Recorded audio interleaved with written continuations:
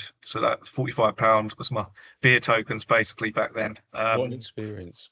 Yeah, and I was there when Princess Diana died. Oh, were you?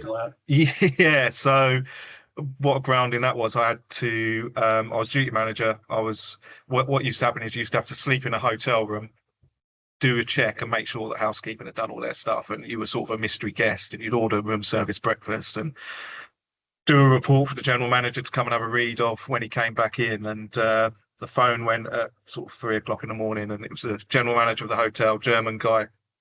He says, you need to, it's before mobile phones and Sky TV and all this.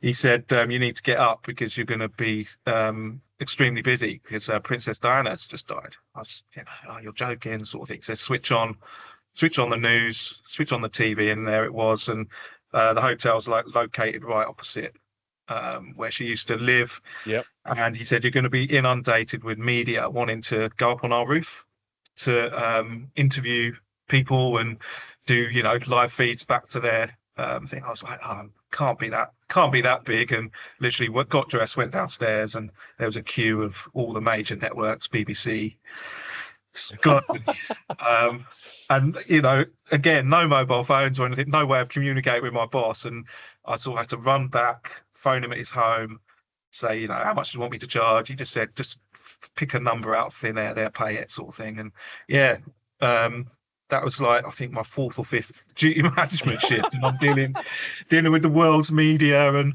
trying to figure out how to get them up on the roof, and no health and safety or any checks, no risk assessments or anything. This is 30 years ago now.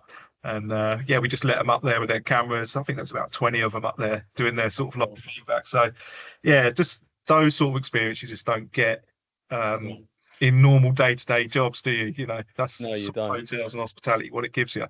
And people don't realise that a hotel is a reflection of society, isn't it? It's a town on its own. Yeah.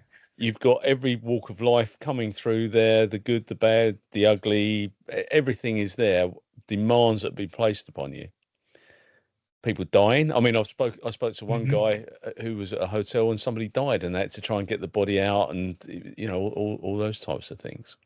Yeah, had experience of that. So. Oh, did you? God, nightmare.